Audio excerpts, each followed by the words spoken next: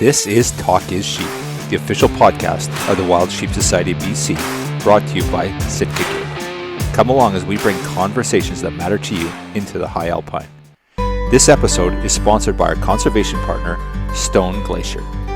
Thank you, Sitka Gear and Stone Glacier, for investing in healthy wildlife and sustainable ecosystems. Keep talking, you guys. Don't be shy. So welcome to Talk is Sheep, Predator Management 101, and this is going to be a fun one.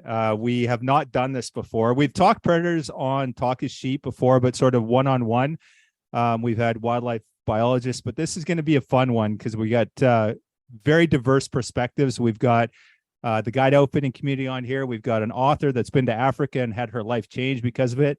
And we've got the married couple that's been making decisions with government that's going to help us out with this. Greg and I are just going to try and shepherd the way. And I guess we'll start, Renee, you and I talked about this. It was sort of a vision of yours of getting a bunch of diverse perspectives together to talk about wildlife management, talk about predator management, and getting some different opinions and ideas and thoughts and kind of address these issues. So I want to thank you for inspiring this, and I think it's a pretty cool topic. Yeah, well, thank you, Kyle. Thank you, Greg. It's so great to have everybody here for this discussion, and thanks for making this happen. I think it's going to be a great one. Yeah, absolutely. So just a little bit of full disclosure here. We tried to get actually a biologist on, and we had a wildlife manager that was a biologist. He's retired, and he was traveling tonight. So we're going to do this again. We're going to do part B, and we actually had one of our regional biologists in BC reach out to us, and he wanted to be on tonight, I think, as well, but certainly wanted to discuss with us. So we envision another round of these, but this will get us going. And predator management is always an emotive issue and something that's always fun to talk about. And I guess for those that are tuning in, and I know all of you on the podcast know this, but for us, predator management, we're not just talking about wolves or, it's kind of the whole gamut. So when we talk predators, we're talking bears, wolves, coyotes.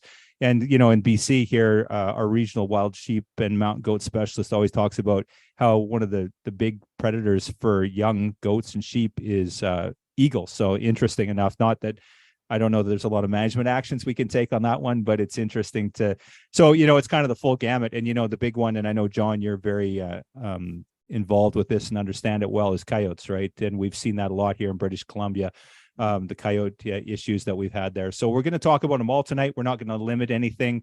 Everything's open game. But the first thing we'll do here is we'll start off with some intros. So, and we'll start with you, Renee, because you kind of spearheaded the idea behind this, and we're really pleased to have you back on the podcast. Is this the third or fourth time you've been on? Fourth. Oh my goodness! Yeah. People are going to start to talk.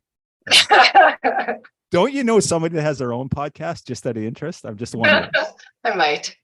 Yeah. Anyway, for those that don't know Renee, and her reputation certainly precedes her because she's been on several times, but Renee is the chair of the Women Hunt Initiative with the Wild Sheep Foundation. And the cool thing with Renee is that she was an adult onset hunter in her mid 40s and wanted to go out and do some hunting. And she was having a hard time trying to find somebody to get her out there. And her first hunt was a bear hunt at the ripe age of 46, I think you said. Right. And so that kind of inspired your passion around predators. And I think that's what kind of inspired us to come here tonight.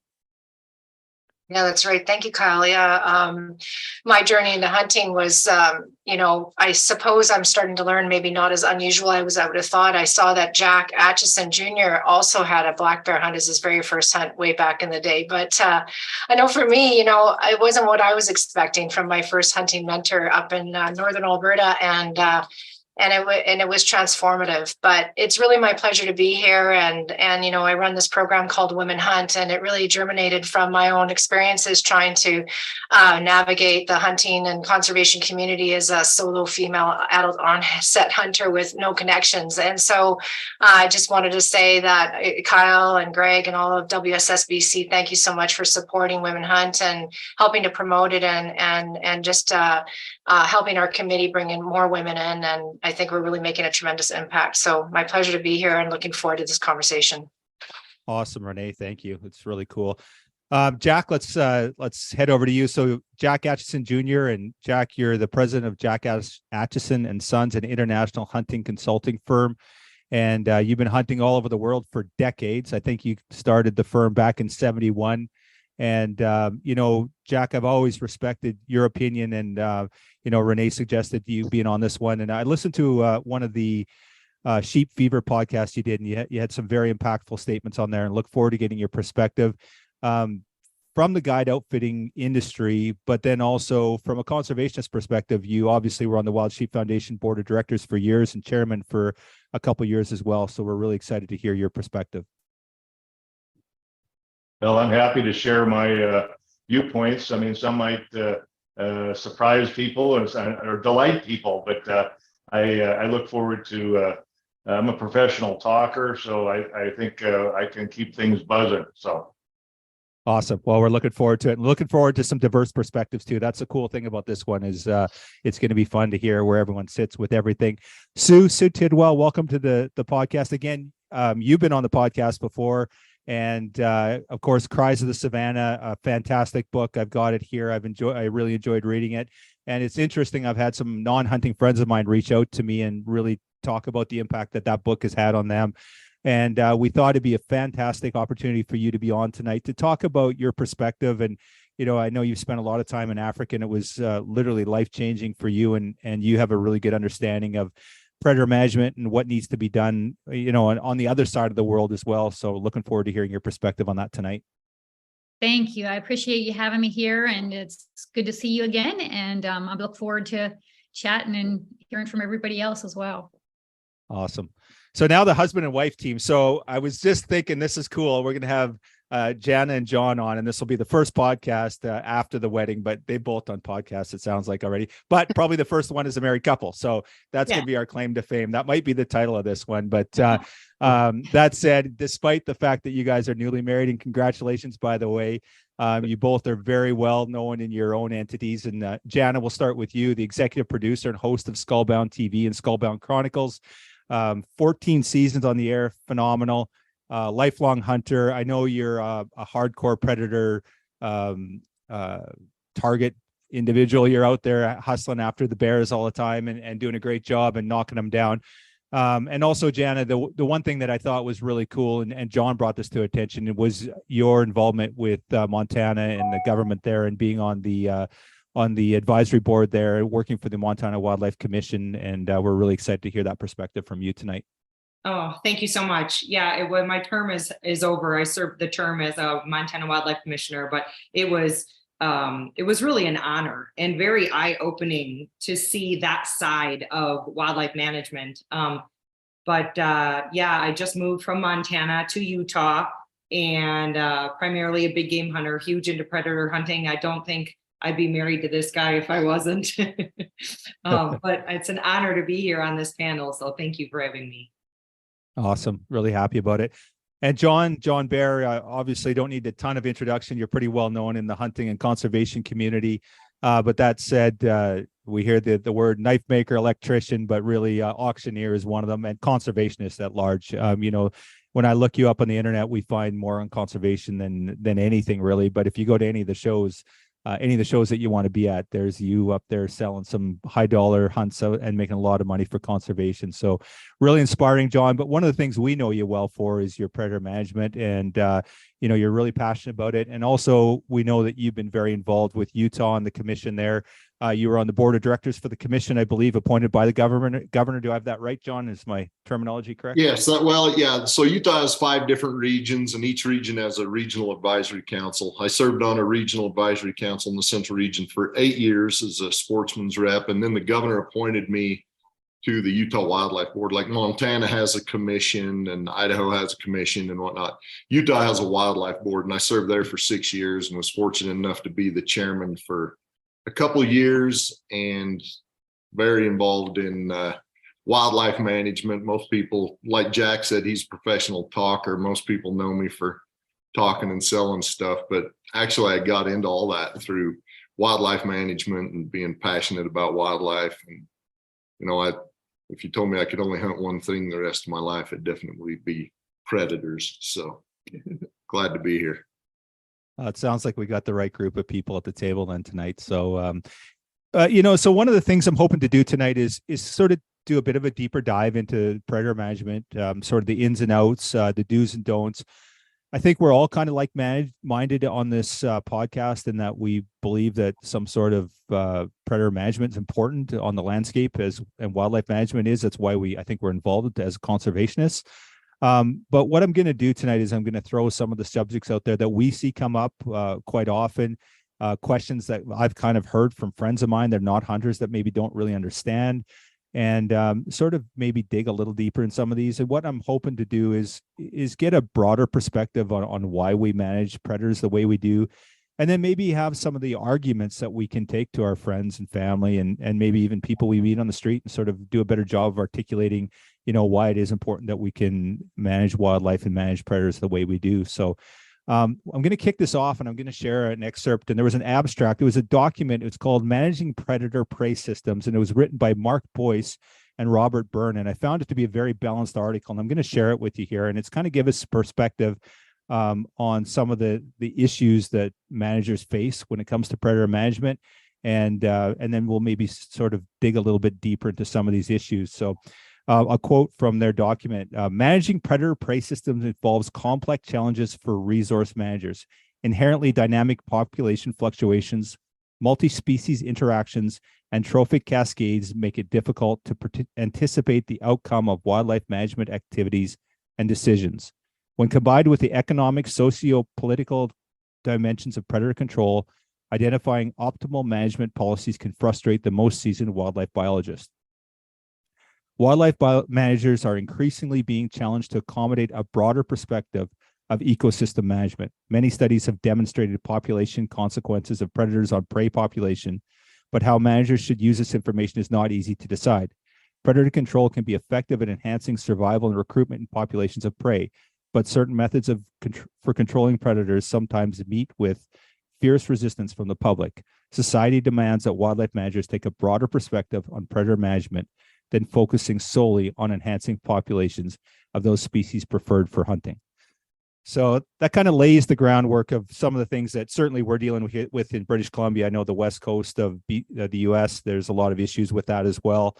And there's kind of been a pushback. For years, it was kind of understood that, you had to manage populations on the landscape. And it seems that there's been increasing pressure from sort of the anti-hunting contingent and sort of, certainly pro-wolf groups and groups like that against that perspective.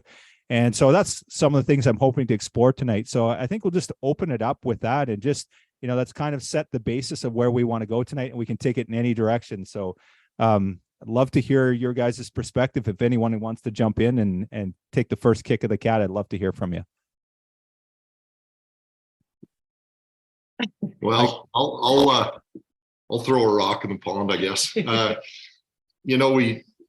It seems like the one that's in the news nationally down here, and particularly in Colorado right now, and being a neighbor of Colorado, we have some real concerns, is the wolf issue.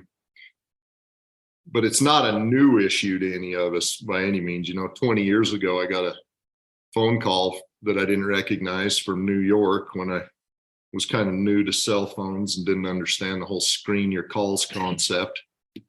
And it was a reporter from the New York Times, and he got my name off of our Sportsman's website, and he says, "Do you mind if I ask you some wolf questions?" I said, "No, that's fine." And he said, "What do you think about the wolf issue?" I says, I think they're beautiful animals. They're amazing. I like the idea that there's places in the world where there are wolves. I says, but I think a lot of times, and speaking specifically for here in the Western US, I said, I don't know that it's so much about the wolf as it is what they can do with the wolf. And he says, "Explain that to me." I says, "I think the wolf is their silver bullet to kill the culture of the West."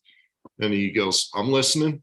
And he actually quoted me very accurately on this, which was I found out when they put it in the New York Times, it was an extremely unpopular opinion that, they use the wolf politically to, to hamper grazing and energy development and timber and, hunting and trapping and all these things that we deal with. And so I think that when you dig right down to the bottom of the issue, you're dealing with a lot of different kinds of people. I love to hunt wolves. As of yet, I don't have one on the wall, but I went more than once.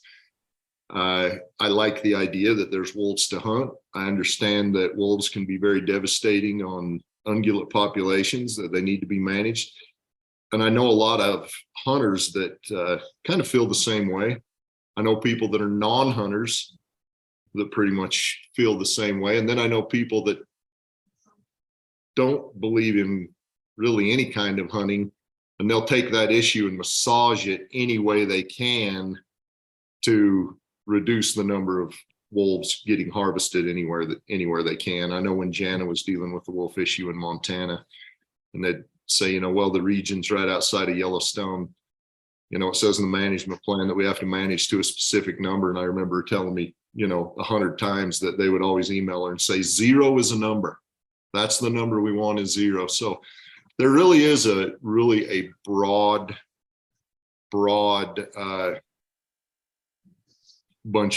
view of how to manage. Another real popular issue in Utah is mountain lions. And we've done tons of collar work in Utah. We've put out over 10,000 radio collars since 2015 on deer, elk, mountain lions, bears, all this. And we are really finding that mountain lions in certain situations have just an incredible impact on deer. And if you lower the population to a certain point for a little while, the deer really bounce back, and then you can take the pressure off the mountain lions. And, on paper, that's easy for me and you to see. But when you go to the public meetings and you get people that maybe aren't diehard deer hunters, and the thought of having big bucks and big rams aren't that big of an issue to them, they're really concerned about the number of lions that are in the harvest every year. And those are really challenging issues for wildlife managers, for all the hunting organizations that we're all part of to deal with. I know that the governor of Utah very well, and his office has had a real challenge, trying to navigate those waters with the legislature and whatnot. And you usually don't have to go very far in a conversation with somebody and bring up predator management, and you will find that just about anybody that likes to go outside has an opinion, and they're pretty aware of what their opinion is. I have Awesome. a unique perspective from the whole wolf thing, because I don't know if I'm safe to say this here, but I was a wolf advocate in my 20s. I sent all the money. I did, all that kind of stuff. And then that's when I lived in Pennsylvania, and my brothers were deer hunters, but they show those cute, cuddly pictures of those wolves. Yep. And so fast forward 10 years, I end up marrying a hunter in the middle of Idaho, and I'm thrust right in the middle of wolf country. And I saw what happened with that wolf population as they moved into Idaho. I saw the wolf or the elk population just drastically decline, along with the moose and everything. So it gave me both perspectives. And I think that's what I wish people could see, is put themselves in the place of the people who are living there and of the animals, because there's just always two perspectives. But it's easy for them to get there. It's easy for them to win with that furry little picture, to get people like me who care about things, and their hearts are in the right place, but they just don't understand management. Mm-hmm. Yeah, I totally agree with that. It reminds me, a couple of years ago, I was at my mom's in Wisconsin, and she always has her mail always laying out on her kitchen table, and there was a Save the Wolf postcard with all these little pups on it. And I'm like, Mom, why are you getting this? Who did you give money to? I don't know, World Wildlife Federation or something. I'm like, Mom, you've got to stop it. If you really want to give back to animals, do it with a conservation group like Wild Sheep or Mule Deer Foundation or Rocky Mountain Elk or SFW. Or I know where your money's going. I know it's not propaganda. I know that it's coming from a perspective of wildlife management. And yeah, you're right. You're right. And Sue's right. They use predators as such a tool for their anti-hunting objectives. And I saw money. Oh yeah. I saw it. Money. But you're right, their hearts are in the right place. I mean, I saw it as a Montana Wildlife Commissioner. I had to meet with the wolf loving groups as well as the hunting groups and the outfitters. And there has to be a way that we can have good open dialogue. Unfortunately, on social media, that doesn't often happen. Most of the antis start their messages to me out with the C word or a B word, and they're just going to get blocked. And cute and beautiful. What are you talking about? yeah, no. You can go so many ways. But no, to your point, it is so misunderstood by people who don't live in a hunting family or lifestyle. Yeah, absolutely. Renee, from your perspective, you mentioned you were an adult onset hunter, never really got involved until your 40s. What was your perspective coming in from, not having come from a hunting family and sort of the whole predator piece and, hunting bears and killing wolves and that sort of stuff? What was it like for you? Yeah, well, I mean, initially at first, I'll be honest with you, I was pretty conflicted, and I definitely didn't really understand the importance of predator management when I was first starting my journey. But I had a really important early conversation. I had joined a local hunt club in the Calgary area, and I went to a wild game banquet, and I ended up, because I was on my own, I ended up being seated at this table of 10. There were 9 men all over the age of 70 and me. And I swear to God, it was the best table to be at because I heard the greatest stories all night, right? And anyway, the gentleman to my right, I remember asking him, because of course they served a cornucopia of wild game, and bear was on the menu, and so was mountain lion. And I was feeling some trepidation about even tasting it, and he was really sweet. So I said, I'm a little nervous and about eating this. And he said, what's your reservation? I said, I don't know. I'm not sure actually, and I said, I don't really know how I feel about predator hunting. And I was, Sue, I was really, really kind of caught up in Africa and really confused about hunting Africa. And he said this great thing to me that just resonated, and I carried it from that moment forward. And I think was really pivotal in my ability to go hunt bear for my very first hunt. And what he shared with me was his opinion that, if you're going to choose to hunt, then you need to be supportive of all hunting, because as long as it's legal, right, to be clear, as long as it's legal and part of a proper management plan, then you'd best be a little careful judging one type of hunting over another, right? So that was the first thing he said. And then that conversation, broadened into the importance of predator hunting and some early concepts that I was able to listen to. And then I did a bunch of reading on my own. But that, I think I'm glad I had at least I was open enough in my mind to ask the question. And, when I'm listening to these early comments we're already sharing, I wish that was just part of our dialogue that we were able to have, is just a little bit, tone it down. I understand people get super emotional about predator hunting, and I agree that their hearts are in the right places, but it would be nice if they came in just a little bit more level-headed and willing to listen to a different perspective and maybe reach some common ground. Does that help, Kyle? Yeah, it's fantastic, Renee. And it's interesting that, and it goes both ways, right? It's from that side too, but on our side too, I find sometimes the way we articulate what we do and some of the things that we say around predator management is, I shudder when I hear some people talk about it. And, yeah, you can talk that way, but also, when they come after you and they don't want you hunting them anymore and you wonder why, sometimes there's little doubt in my mind because of some of the things we say and do. And in front of the non-hunting public, we just don't give them the best impression of what it's all about. But anyway, we can touch on that in a bit. The one thing I wanted to touch about was, the interesting thing with predator hunting is that the gentleman said, we have to support all hunting. And I agree with that. I do. But one of the things I heard when we lost the grizzly bear hunt here in BC is that this is the best thing that ever happened, because people are going to go away with the grizzly bear and they're not going to bug us about the other predators or as hunting as much. That grizzly bear hunting is so emotive that's the vector for all these anti-hunting groups. So I'm curious to hear the perspective on this group, on what your thoughts are on something like that. If we were to tone that stuff down. So, and here's the contrary to that. These predator hunt contests that we have, right? You go out and see how many people can kill how many wolves or coyotes or whatever the case may be.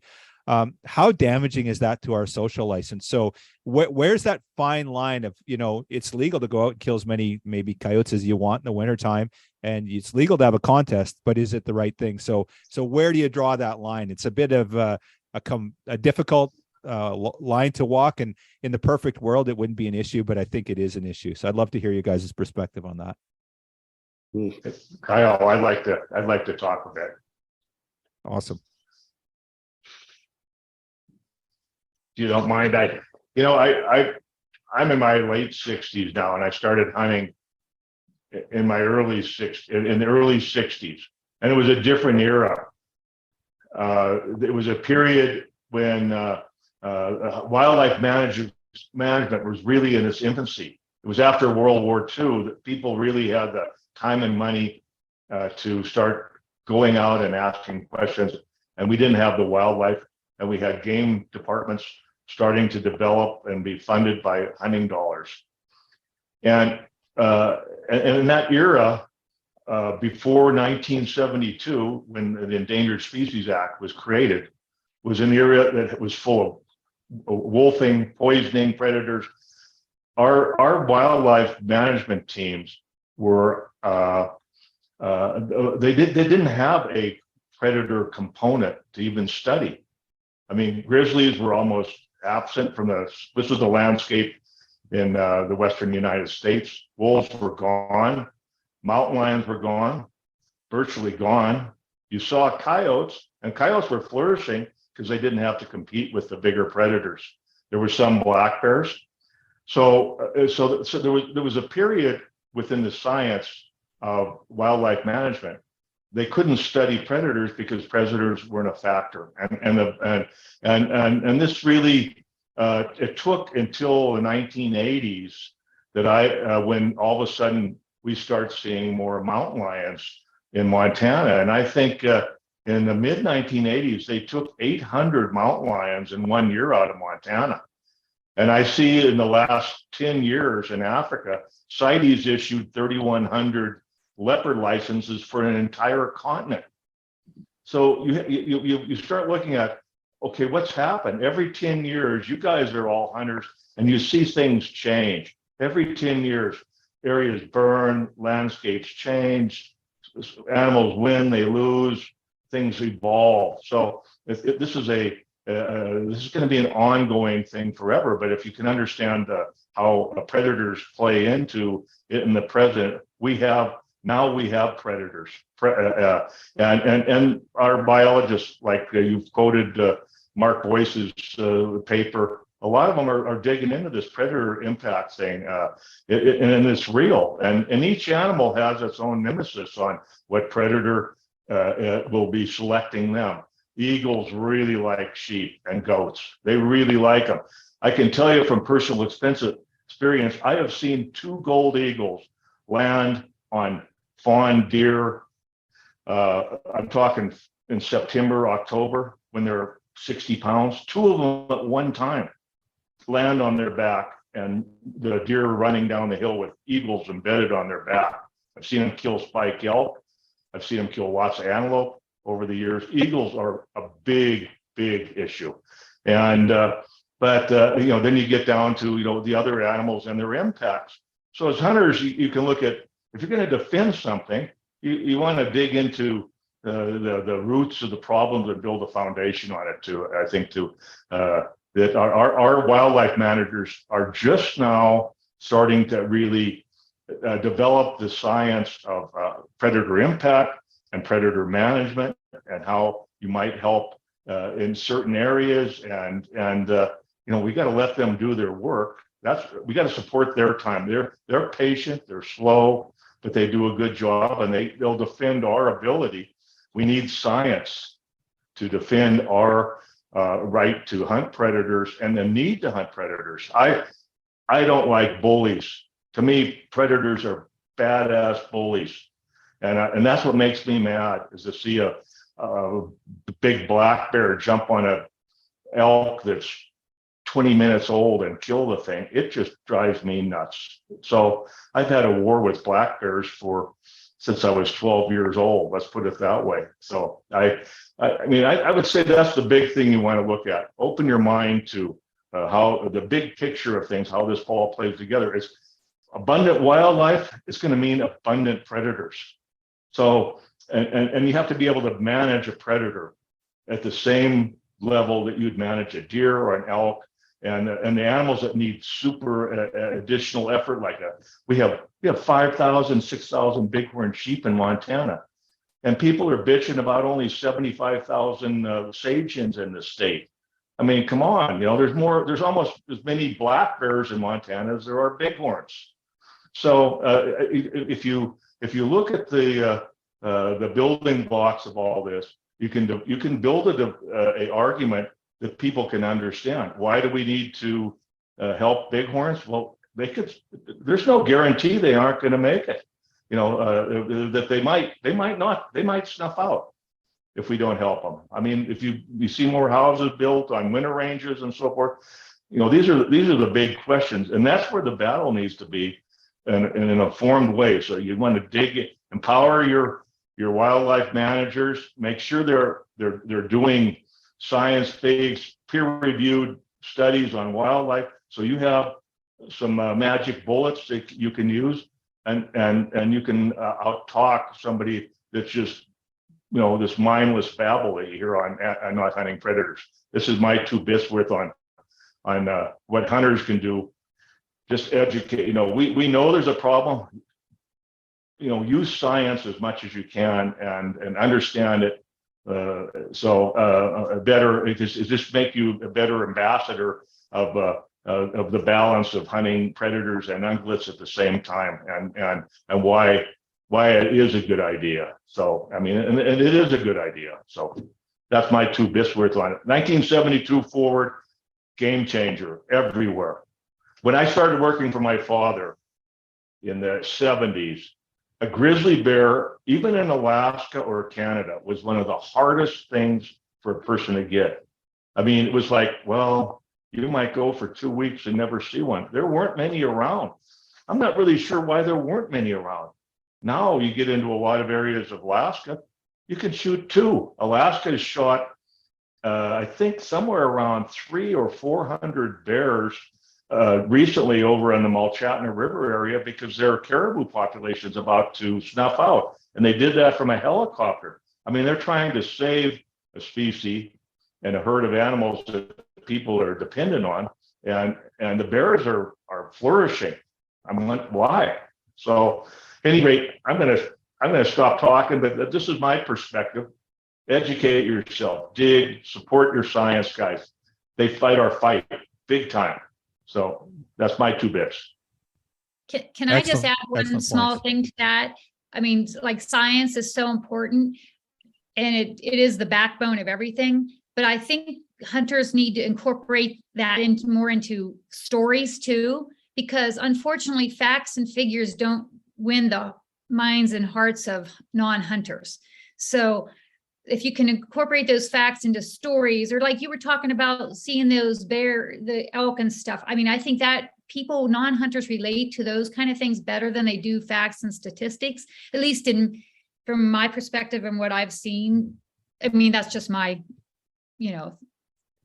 that's just my 2 cents worth. Like you said, facts are so important, but if we could just incorporate them with stories to go with them. The story, and you're right. The fact is, grizzly bears in Yellowstone probably kill 90% of the calf elk in the first 30 days of their life, and then the wolves catch the rest of them over the next few months. So, the juveniles are the most vulnerable, and you're right. You can build that into your argument because that is the fact. Without the young carrying forward, you need 30-40% of an ungulate population to survive each year in order for the animals to carry on. And you see that all over the world. Everywhere I go in the world as a hunter, you have the same issues. There's predator hunting is discouraged, but at the end of the day, where's the balance? And finding that balance is not easy. And being an ambassador of it, then you need to I mean, if it's babies, I mean, we are talking babies. We're talking, I mean, they aren't a month old, and most of them are snuffed out by a bear or, and then the other predators come in and they get their turn later on. So you're absolutely right. So good point. Good point, Jack and Sue. John? So just to back up just a minute, first off, I love everything Jack just said. You know, I've always been a Jack Atcheson fan, and I love him even more now. I love everything he just said. He talked a lot about the science, and you talked a little bit about the the coyote contests, and I got a few trophies around here from placing in coyote contests. That's something I've loved to do for years and years. And you never really heard about it until social media got fired up and people's need to show off, and I'm as guilty as anybody, but there's definitely a negative that can go along with those kind of things when you show trailers of dead coyotes at a contest or something, and that kind of stuff's very distasteful, not just to non-hunters. Like my oldest daughter, who is as pro hunting as anybody, who doesn't hunt, but she's very pro hunting, she looks at that and thinks, I don't think that's a good representation. I don't know that that's something that you want to put out there, and that's you want to put your name on that. And so I think as hunters, we definitely need to look at what we're doing social media wise, and how we promote hunting is incredibly important. It is ultimately, in the end, the non-hunters that vote that are going to decide whether we hunt or not. You look at the wolf issue in Colorado. Colorado voted in wolf reintroduction by 30,000 votes. And in the big scheme of things, that is not very many. And most of those people aren't hunters, but they, how they view hunting is ultimately one day going to decide whether we hunt or not. I know you kind of deal with that kind of stuff with the grizzly bear up in BC, and the politics of it all. Jack mentioned the science. I have great hope for the science that's going on right now. I mentioned here in Utah that since 2015, we have put almost 11,000 radio collars out on the landscape on these animals. And I talked to the biologists yesterday, and they've been out collaring deer specifically right now like crazy. They put an implant in the pregnant doe. When she has the fawn, the implant sends a signal that says, had a fawn, here's the location. You give them a day or two to bond so that you don't have an abandonment issue. Then you go catch the fawn, you put a radio collar on him. Actually, it's a Bluetooth collar that links up to the doe's radio collar, and the doe's collar sends the information in. And we are getting real-time data. Mortality signals come in a matter of hours. We're out there within a day to see what's killing those fawns. Are they dying? Is it a habitat issue, is their mama sick and can't take care of them? Is it coyotes? Is it eagles? Is it lions? Is it bears? And I think we are, this kind of an example of something that we've spent a ton of money on and a ton of effort. And I really think the science is going to swing our way, in favor of the need for, scientific predator management, for lack of a better term. The same biologist told me, he says, on this certain unit of the South Manti, he says, we found that on most of these units, particularly the South Manti where our deer were really hurt, if we can keep the lion mortality on the adult deer down there, if we can keep that, the number of lion kill on the adult deer down there below 8%, our deer herd will increase. Once we let that creep above 8% lion mortality, then our deer herd decreases. And it says we studied that for a couple of years. We'd hammer the lions pretty hard and our deer herd would jump, the adult survival would jump. We'd back off on the lions. Within 2 years, it'd start to slack off. So they went in and got real aggressive with the lions, and the adult survival jumped up into the 90 percentile for a couple of years. And now that deer herd is really making some strides, and I feel like I'm always trying to spin things in, as a predator hunter. And so I'm just going to throw it out there. I spend more days hunting predators in a year than I ever will hunting deer, elk, sheep, and I love to hunt all that stuff. As somebody that's very proactive in getting new people hunting and taking people that have been interested in hunting and not had the opportunity, there is a lot of opportunity on the landscape to hunt in the predator world. You know, Renee said her first hunt was a bear hunt. Me and Jana have probably spent more days hunting bears and coyotes together than we have anything else. Well, someone comes and sits on my baits, you know. Well, somebody has a good wife that takes care of the baits for them. So, you know, there is a lot of opportunity, and it's not just, just the fact that we're managing them to help the other animals. Predator hunting is fun. You learn more about bear behavior by hunting bears than you ever will watching, National Geographic. And the non-hunters don't understand that connection. Like, I love bears. I love them so much. I love to watch them. I hunt bears more than any other big game species every year. Montana, Idaho, Alaska, Alberta, Saskatchewan, and but I love them. And just because I may take 1 or 2 a year, I utilize all the meat. I love bear meat. I utilize the hides, not just for mounts. I have pillows, I have clothing, I use every bit of it. We use the bear grease. We render the bear grease for different things. It's in fact, bear grease used to be a form of money back in the day because it was so useful medicinally and so many great things that you could do cooking with it. But I think it's important to remember that non-hunters, they don't understand because they're not in our circles. So they don't follow the social media groups that we all here follow. So they don't understand. And because they may see a lot of deer and turkeys and elk, they don't see necessarily bears, mountain lions, even coyotes or wolves. They don't see them on the landscape. So they think they're, I can't tell you how many times I've posted a picture of a mountain lion on a hunt and aren't those endangered?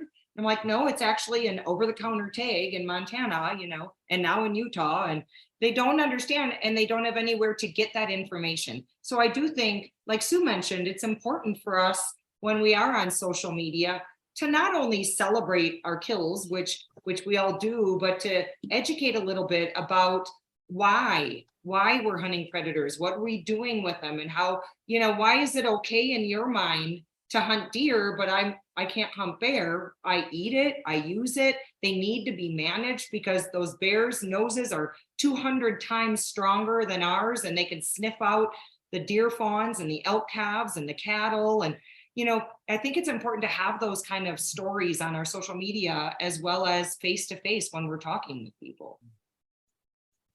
Good points. I'd like to jump in if I can. I want to just go back to your earliest comment, Kyle, where you said when the grizzly bear ban was introduced in British Columbia, there was a segment of the hunting world that said, well, maybe that's a good thing. If they get the grizzlies, they won't bother us about other predators we hunt. I think what I heard you say, Kyle.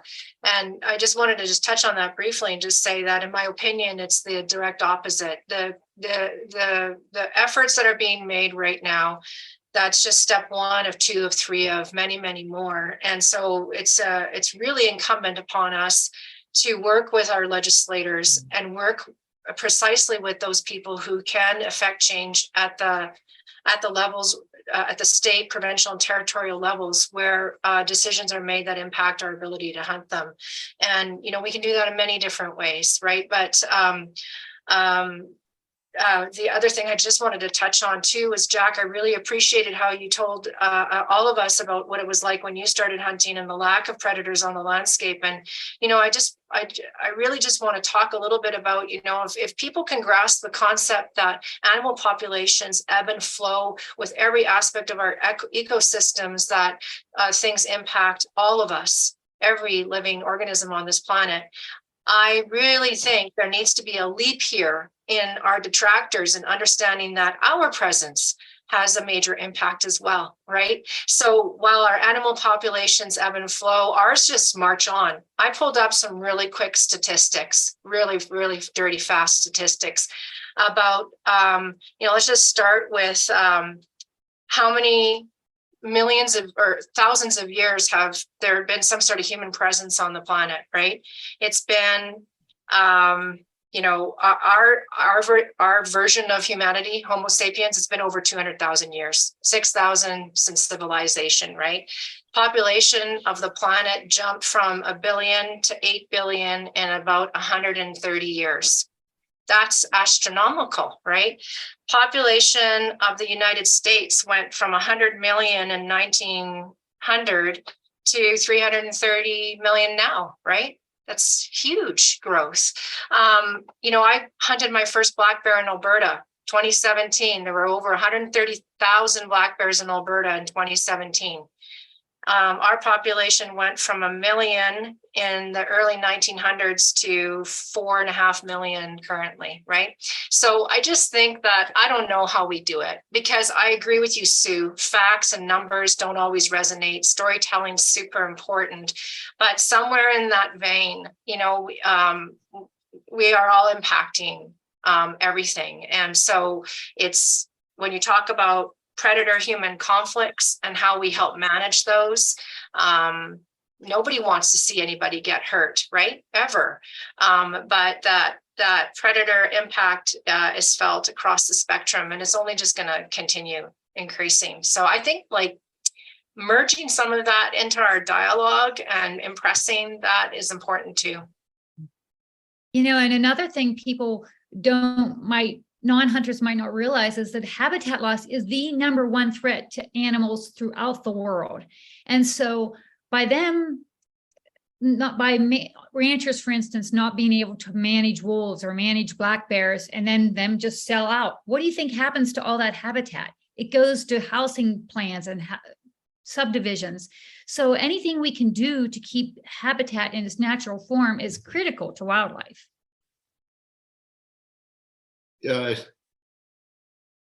Listening to these amazing women that we have on here, first off, it makes me realize that we're very blessed to have them here and be part of our discussion. And a great woman once told me that, this one right here, when we were having a discussion that may or may not have been going my way, that she told me delivery matters. Right? How you say things matter. Delivery matters. As I sat on the wildlife board here in Utah, and I would listen in the cougar meetings and the bear meetings, the most contentious one we ever had was the crow meeting when we instituted a crow hunt. And there's people there and they're standing up at that microphone and they are just red in the face and they're furious and they don't understand why you're not doing exactly what they want. And they walk out of there and a lot of them are like, well, you're not listening to me. You're not listening to me. And I told them, a lot of times, no, I'm definitely listening to you. I just see things differently. And I think that as hunters, the dialogue that we have, especially now on social media, it's pretty easy to be really brave when the person you're talking to can't get a hold of you. I didn't grow up with that luxury. Anytime I had a discussion with my dad, he could always reach me. And if I tried to run, he could always catch me. So, I think probably most of us grew up in that era where, respect was an important thing. Even though we totally disagree, with somebody on their issue or their view of hunting, the way we put forth our viewpoints, our opinions, the way we talk to them, it reflects on all hunting. It doesn't just reflect on wolf hunters or coyote hunters. The next time they see a gun rack in the back of the truck, they're going to think, oh, well, that guy's one of them. And that jerk that I talked to the other day, it was a jerk. And we kind of all get lumped into the same group. And so I think it's really important. And I've not always been the best ambassador as I think back, but the way we put this discussion out there, it's totally okay to disagree with people. It's okay if they get upset. It's okay if they call you names. It's fine. And like people say all the time, what happens when you get offended? Nothing. You're just offended. So, don't let them offend you. Know what you believe, know why you believe it, do some homework, know what the facts are. And when we have the opportunity to preach our side of the story or the issue, do so with respect. Use stories, like you look in the, if you look in the Bible, the most effective way people ever taught in the Bible now, and for 1,000 years is with parables and with stories. And I remember, the things my dad and my grandpa taught me, not when they would give me numbers or facts, but when they'd relate it to a story. So I think the way we kind of put forth our side of the issue, whatever that is, and that varies a little bit with all of us, is really, really important. I told a guy in the Crow meeting once that we have wildlife because we hunt wildlife. Oh my heck, they all went crazy. The newspapers went crazy. And I was the dumbest guy in Utah for a long time after that. But now, the more I think about it, the truer that rings and resonates with me. And so I try to teach people that, we have it because we hunt it. We have wildlife because we hunt wildlife. All of us here are kind of diehard sheep freaks. It's never truer than when you look at the wild sheep. We have wild sheep because of the efforts of conservationists and hunters. That's just the facts. So we should be very proud of what we've done, but we also need to show our issue respect by how we communicate it and how we put it out there. Yeah, great points, John. And when we talk about image and perspective and what people are seeing, I'd like to hear a little bit from Renée through Women Hunt and Jana through Skullbound Chronicles. And, you're on TV, people are looking at you. So they're looking to the two of you as influencers, as leaders in our community for what we're doing. And how important is that image? And especially on some of these emotive topics, like, maybe sitting on a bear bait with a pistol, like that can get some people a little bit worked up. So Renée, Jana, either one of you guys can jump in on that and talk a little bit about the importance of that and how you portray that publicly. Go ahead, Jana. Oh, okay. Yeah, it's obvious. Anytime I post a predator hunt, whether it be baiting bears or mountain lions or even coyotes, that is when typically the haters come out of the woodwork and the antis. And I have learned over the years, and this is the advice I give a lot of young new hunters, that it depends on how someone is commenting on my stuff. Definitely the predator side brings out the name calling, the rude comments and stuff. And I used to 10 years ago get into it with them, right? And I used to fight with them on social media and such, because I am such a right fighter and I'm so passionate about hunting and such. But now if it's got swear words in it, names in it, rude comments, I just simply block the person and erase the comment. If on the other hand it says, oh, I thought those were endangered, or even someone says something like, how could you do that? That's not name calling or, swearing or such. So I will go in and explain, well, I can do that because of what I've learned over the years, especially in the last 14 years living out west, about the effects predators have, and try to explain it. And once in a while, I'll really have a nice dialogue with someone and who just did not understand.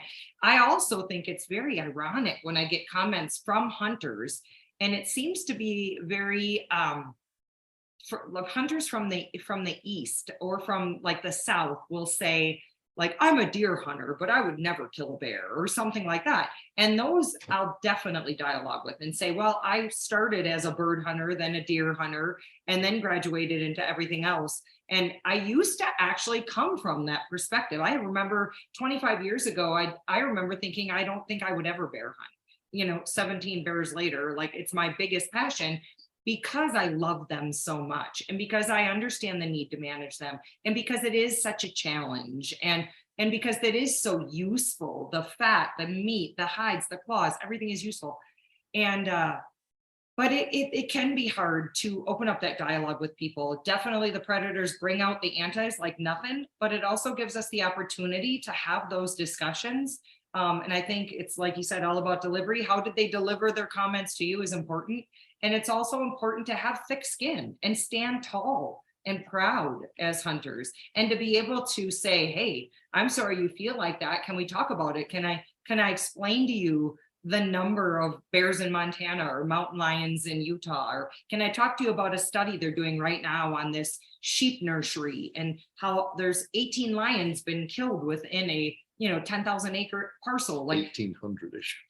1,800 parcels. So yeah, so I mean it definitely brings out the antis, but I think it gives us an opportunity as well.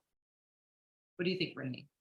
Yeah, I 100% agree, and also appreciate. I always love hearing how somebody grows in their journey. I learn something, and I appreciate you sharing how you used to get into it with them, and now you're just, where there's value, that's where I put my energy, right? And I kind of want to riff on that a little bit, Kyle.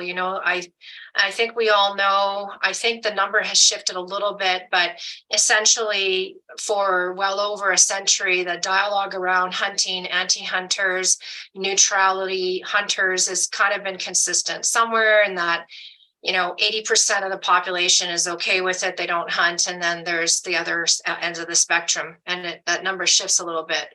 And I think that, I think we need to recognize that we're not going to move that opposite end of the spectrum.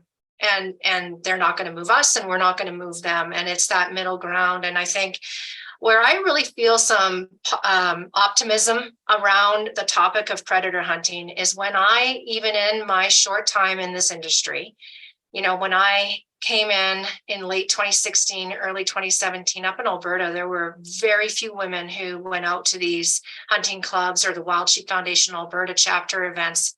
My first one, there was one of six. I was one of six women at the Friday night social, right? Now you go there and it's like half the room, which is great. But even in that short time, right? And I just want to say is that even since I started, my motivation for beginning to hunt was strictly about sourcing protein. It has definitely evolved since then, but that was what brought me to the table. And I compare what the dialogue was like on social media in 2017 to what it is today. And there is a tangible, real, observable shift in accepting hunters who want to source protein. That's been a change even since 2017.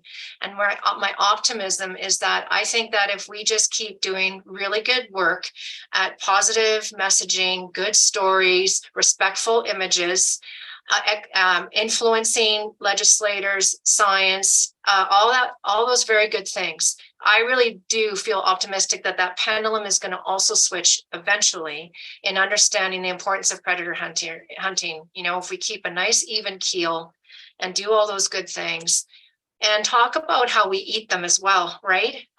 Or utilize parts of their bodies or otherwise and how we use them. I just wanted to share that I really do have a sense of optimism. Maybe it'll take longer to get there because it is so polarizing, but I know sheep hunting friends in Alberta, when I met them 6 years ago, would have never gone on bear hunts, and they're bear hunting now. So. Awesome. Really good comments, ladies. Thank you both for that. I just want to change tact a little bit here. And we talked a lot about, our outward image and communicating about predator hunting, which is all important stuff. But when we come back to just the management itself, and Jack, I was curious to see what your perspective was in Montana. In British Columbia, what we're seeing here right now is that, caribou are in decline, and unfortunately, wildlife managers, the only tool that they have for managing wildlife or managing predators is effectively through the species at risk. So caribou were dropped to a certain level, they became a species at risk, and then they could go out, and that now we're seeing aerial culls, and they can be more proactive in their management.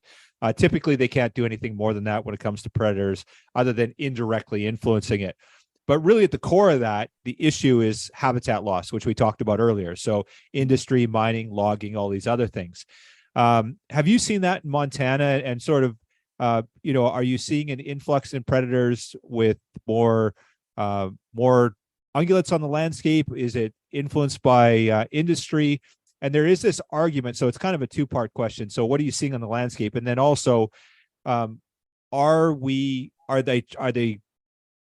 they tackle the industry issue, or do we just have to be removing predators off the landscape? Is that the main thrust of what we need to do?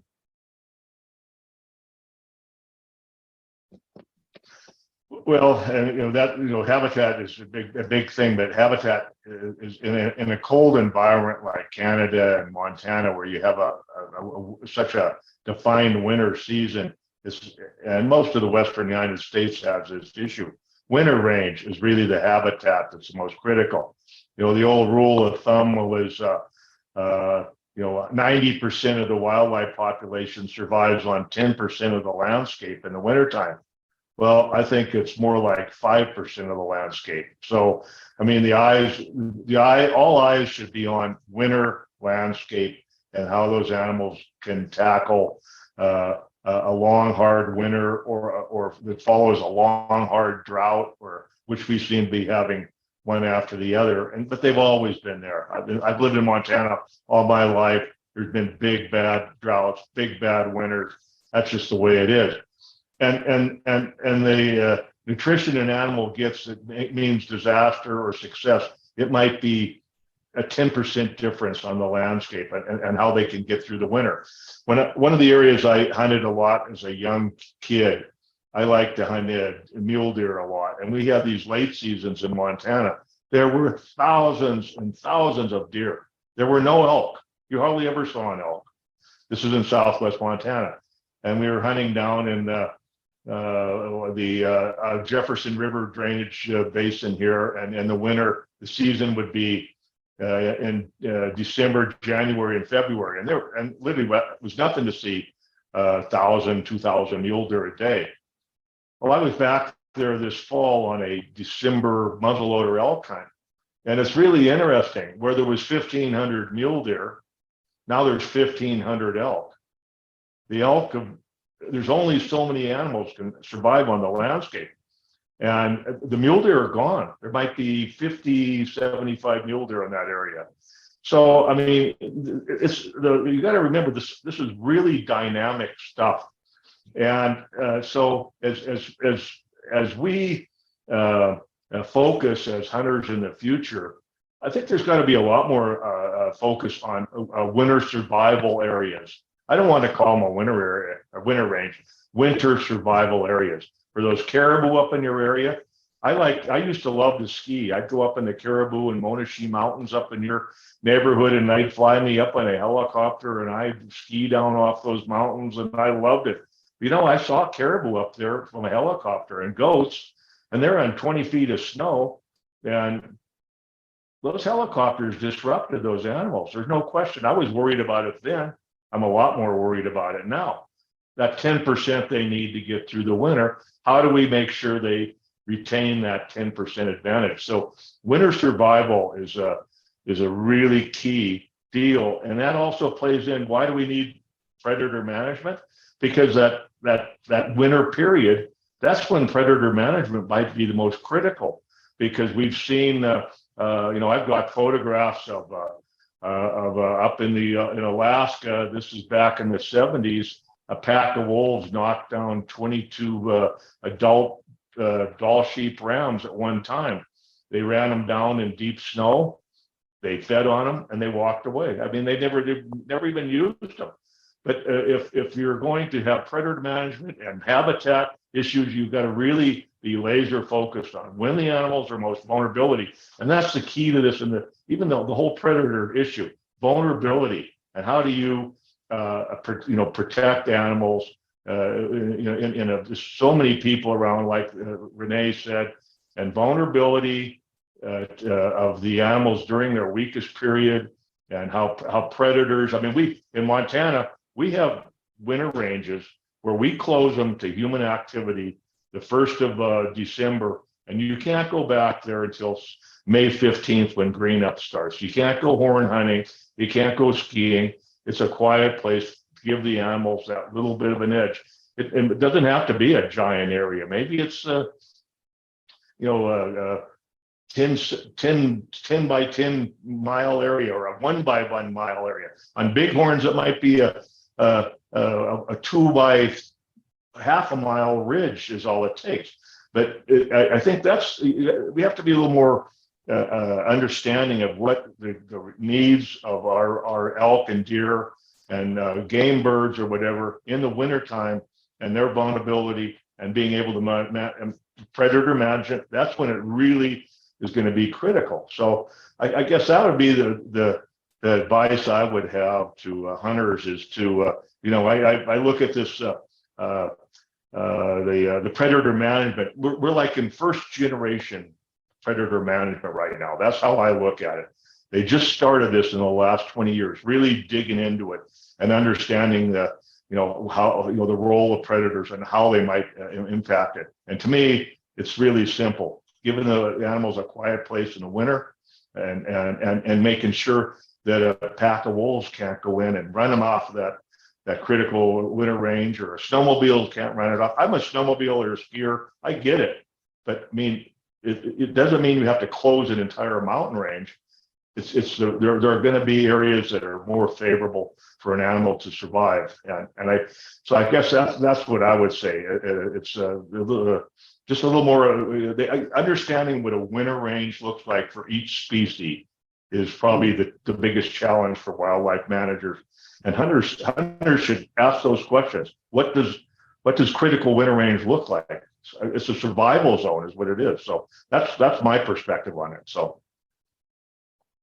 Yeah, really good points, Jack. And I'm kind of curious on that note. And Jana and John, you guys maybe are better prepared to discuss this. Is when you guys were with the commission, what tools did wildlife managers have for predator management? Obviously, tags, right? You can give out more tags, more bear tags, that sort of stuff. But in BC, you got general open for cougars. You got general open for, I guess you could make more generous seasons, but was there an opportunity to do predator management? Was there call opportunities? Can you use them in Utah or Montana as tools?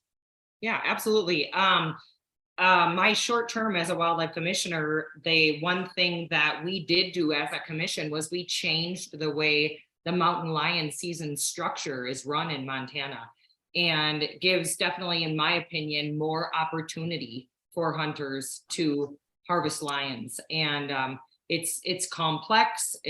Like Jack said, every issue is complex. Weather, human encroachment, predation, it all is so ebbing and flowing. And like John mentioned, I think that earlier, all the ungulates they ebb and flow as well. So it is really complex. But yeah, there's tools that the commission or the board, did you call it a board, can do. One thing that, as listeners out there may be wondering what they can do, what I saw in Montana anyway, is that there are a lot of people who will get online and bitch and complain about the commissioner or the biologist, or my biologist in my region doesn't know anything, and they complain. But I've gone on and I've said, well, did you submit public comment? Did you go through the portal on Fish and Game and say, no, they don't read them anyway? And the negativity, I could just see it as I'm reading the comments on social media, whether it was personal or on Fish and Game's page. I would encourage any listener out there to get involved in their own states. You can sign up for email notifications to get updates, to figure out what's going on in your own region. You can attend, as they're open to the public. You can attend each region's meeting or RAC meeting. They're open to the public, right? Most of them. That's why you have them, to get public input. Yeah. And I would encourage anyone who is passionate about it, whether it's predation or any other issue, to get involved. Submit your comments through the portal, go to the meetings. And like Renee said earlier, a lot of it is, who are you voting into office? Who are you voting into? It's governor appointed as far as commissioners, but at the same time, who are you voting for governor and other positions? I think that's really important, that we all get out there and vote, and we get involved in our state's organizations, not just conservation groups, which I encourage as well, but get involved on the wildlife management side of things through whether it's DNR, Fish and Game, DWR, your state's organization. The question you asked, what can we, is there certain things we can do? In Utah, we're learning especially through our collar study, that each unit has different challenges. Some units it's coyotes, some units it's lions, some units it's, it might be more black bears. if we will go out in the spring on the fawning and lambing grounds and kind of focus our predator management, and I'm talking the use of government trappers, trying to focus the sportsman harvest with, with the bounty program we have, and focus on the fawning grounds, get the coyotes off the fawning grounds. You can definitely have a positive impact. If you're out shooting the coyotes out in the desert where there ain't that many deer or anything out there and they're living on mice and grasshoppers, you're probably not saving a lot of fawns. But if you focus that effort on fawning grounds and on calving grounds, you can definitely have a positive impact. And that's kind of the science behind it. And when I've served on the Cougar Management Plan Committee and the Black Bear Management Plan Committee here in the state of Utah, and for a couple nights a month for about a year it takes to put those plans together. Those are the things we look at.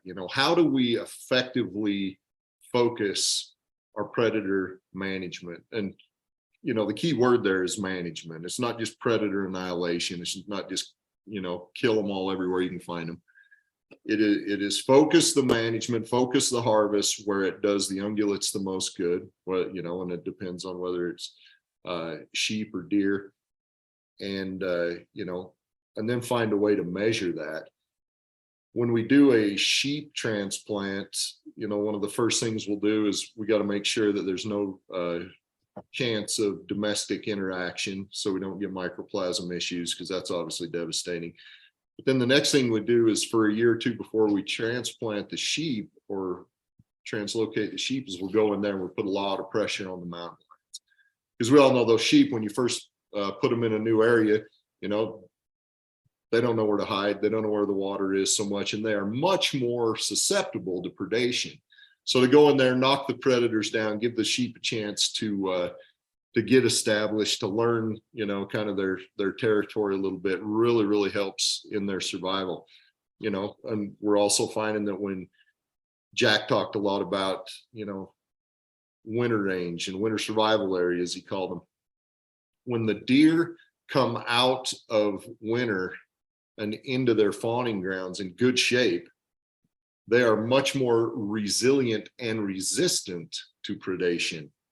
If they're sick and they're not healthy and they can't run, they can't jump, they're not as apt to fight off coyotes or lions or whatever, that has an effect. So there really is a lot of science to it. And as a commission or as a board or as a state or provincial agency, yeah, there's definitely things we can do. You can focus that predator harvest, the pressure on the predators, and do your best to measure it and find out what's being effective. And the biologists really are doing a great job at trying to get to the bottom of that. I like how Jack said, we really are learning to manage predators kind of as rookies in the game.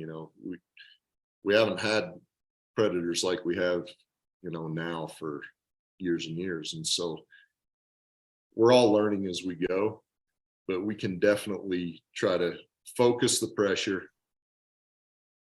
help our ungulates, whether it's there's a lot of different ways we can help them, so that when they come out of the winter, when they're fawning, when they're lambing, when they're calving, they're healthier and they're more resilient. All those things affect the predator management. Where do we need to focus it, and how much of it do we need to do? Do you mind if I jump in for a minute to talk about predators in Africa a little bit? Because the importance of hunting and predators in Africa is a little bit different than here. I mean, I'm sure it does have an effect on the ungulate population as well.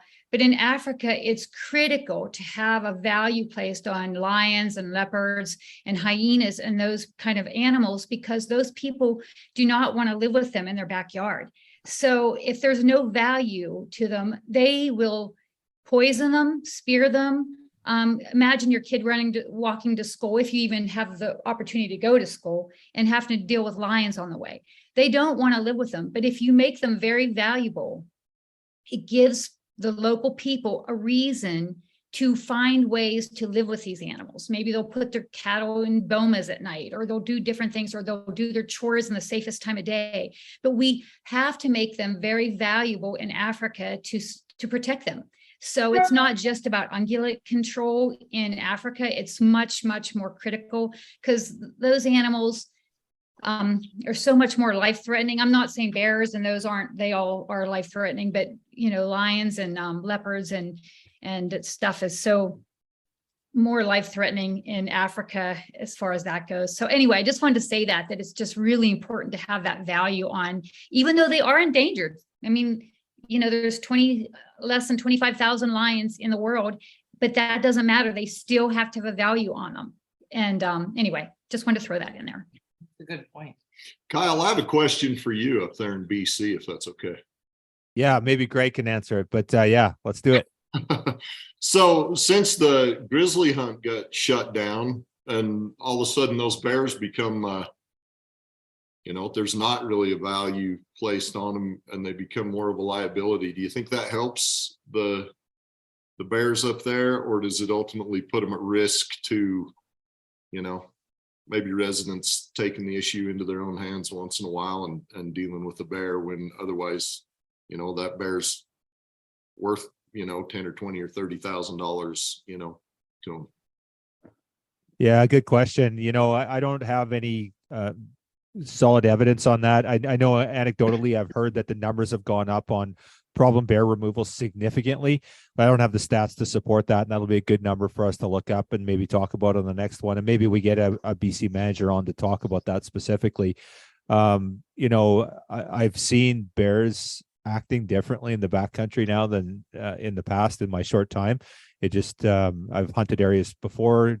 I was grizzly hunting actually. And then, after the ban now, and their behavior is different for sure in some capacity. But really that's the only experience that I have on that. Greg, do you have any further on that? Just some of the areas that we hunt that have typically had a grizzly bear hunt. I see bigger numbers. And I wouldn't be surprised if what you mentioned, people taking issues into their own hands eventually starts happening. I haven't heard of it yet, but it would not surprise me with the numbers that I've seen in some of the areas that I go.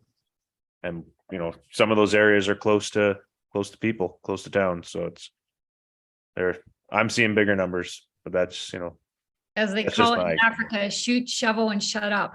That's what happens when there's not a value on them.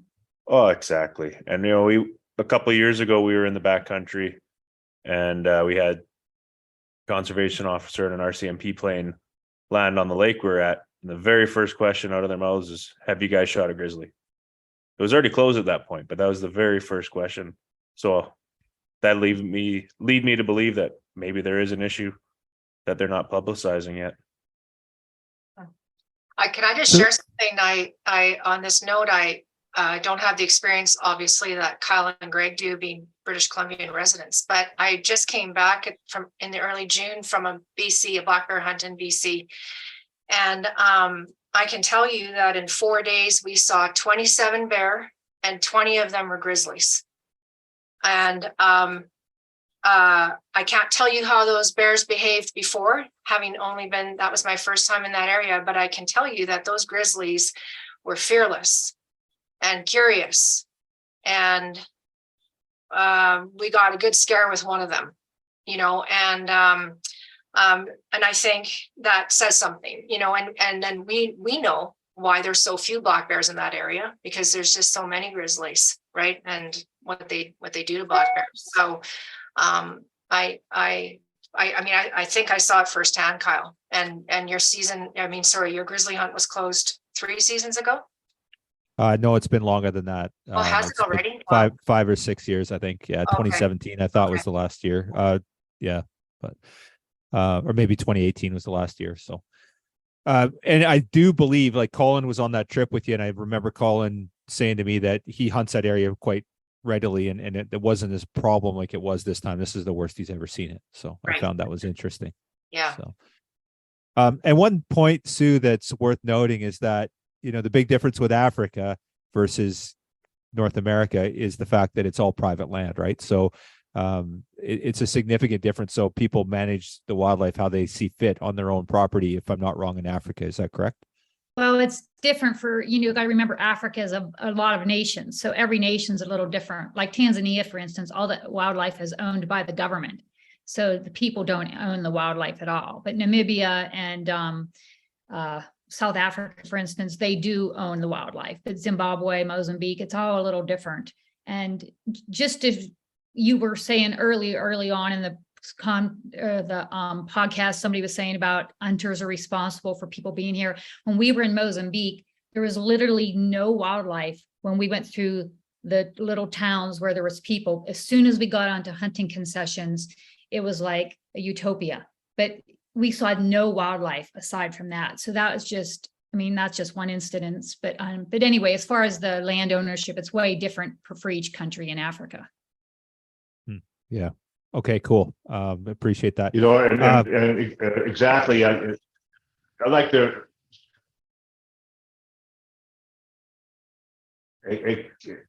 Kyle, I was going to mention something about Africa because when you're looking at predators and how predators can how habitat can affect them, like Sue was saying, Namibia has areas that that really look a lot like a ranch community here in the American West. Central Namibia has huge grassland areas that are full of ranches that'll have 40, 50,000 acre ranches, and they put in buried water lines that have really helped. They're looking out for the welfare of their cattle and livestock, but it also creates year-round water access for the indigenous species. And the number of leopards in that type of an environment is unbelievable compared to, say, you go up to the Slough Game Reserve in Tanzania or any of the big wildlife reserves. Those areas are generally areas that were created because they had a water resource and a reserve for wildlife, grass and water, so the animals during the dry season could move into a place where they'd have food to eat and water to drink. And but as soon as the droughty dry period would end, they leave and they scatter across a huge landscape. So the number of predators you run into, leopards don't follow those migratory antelope species. So the number of leopards are really a lot lower, I've found. Lions will follow buffalo and they'll follow herd animals like wildebeest and hartebeest and so forth. They have to. They're like wolves, but and so there's lots of wild places left in Africa, and if the animals are given an advantage, they respond really quickly. And hyenas, you'll see hyenas everywhere. Jackals, a lot of cheetahs are probably the rarest of the predators there right now. But and lions, as Sue mentioned, if lions go into an area where there's a lot of people running cattle and so forth, and they'll lose their tolerance, they just go out and poison the local water hole and they kill the whole pride at one time. So there's got to be, we want predators on the landscape. That's the bottom line on it. But there's reasons that we should be hunting them, and it's going to vary from area to area. So Africa is being punished by people that don't understand the needs of the wildlife in their country, and that's sad, because the end result will end up like Kenya, closed in 1976 to hunting, and virtually all the wildlife is gone, other than what's present in some of the national parks, which are so overgrazed and beat up. The animals, if they've lost their wildlife habitat and resource. So Africa is a disaster zone if you get right down to it. This is how I look at North America versus Africa. It's different. So and you have to predators belong everywhere. You have to take their viewpoints. So many people disregard the view of the African people, and you can make all these rules and these hunting bans. You can do all of that, but if you don't have the local people on board, those lions are still going to be poisoned. Those animals are still going to be killed. They're still going to be poached. You have to have the local people involved. Doesn't matter what laws we pass here or what laws they try to pass. It's not going to protect the animals if the people don't want them protected. Great point, both of you guys. And, so which brings me to something that I've been thinking a lot about lately and came up again on this Predator podcast when I was doing some thinking about it. And that first abstract that I shared with the group that I read at the start, and out of that abstract, it also said, society demands that wildlife managers take a broader perspective on predator management than focusing solely on enhancing populations of those species preferred for hunting. So, I'm thinking about that, and I know you guys are pretty lucky because you live in amazing states like Montana and Utah and Wyoming and Idaho and all these great places. And BC, we're not quite as lucky. We've got a different political landscape here. And we hear things like we shouldn't be managing wildlife on science, that you shouldn't even be using that. And one of the very tenets of North American wildlife management is based on science-based wildlife management. So, and then also, we've got very vocal anti-hunting groups here that say that wolves' lives are more important than, or as important as sheep, or they're more as important as caribou. I've heard anti-hunting groups say that let caribou die. If they're too stupid to evolve, let them die. So I guess the question for the group is, how do we kind of change that narrative? Renee, you talked about the positivity. You've seen some good steps, some positive steps, some more acceptance towards hunting, especially around the protein piece. But how do we stay the course and sort of stay on track to make sure that we don't lose track of one of the things that has made the North American wildlife management model so successful here? Easy question, right? Yeah. Wow. You're bringing it home, Kyle. I mean, there is no quick and easy answer to that. I think we all recognize that, right? But I don't know what the answer is. It's really challenging. How do you combat a voice that's so fervently opposed to your position, and they won't even listen to something as very fundamental as science? I don't know what the answer is. Maybe somebody here is wiser than me and has the answer, but I'll just go back to what I said before, Kyle, that I think we have to focus on legislators, scientists, as long as I suppose they're still making those decisions. But the legislators are so important because of what we've seen recently with votes like in Colorado, like John spoke about, or what's currently underway in Oregon and the fight that's going on there. To me, those two audiences are key. But beyond that, I think recognizing the movability of the opposition is really important, and focusing instead on that middle ground. Having a reasoned and calm voice, as informed as we can be. But I don't have an answer to your question, Kyle. I'm surprised to hear you have groups in British Columbia that are saying, don't let the science talk. That shocks me. I would think that would be a tenement for most decision-making, reasonable decision-making from hunting and beyond. I don't know what to say. I've actually heard that argument with the caribou and actually some other species. And it's so funny because it always comes from anti-hunters. And what I think is ironic is that, in my opinion, and mind you, you're always going to have some bad apples in the group, right? I don't care if you take a group of teachers, police officers, hunters, there's always bad apples and there's always amazing, remarkable people. In general, though, I would say that the hunters that I know, that I talk with, that and they're everything from the duck hunters of the world who are very passionate to, sheep hunters. Like, there's a big, huge spectrum. But the hunters I know care so much about wildlife, and that's all wildlife.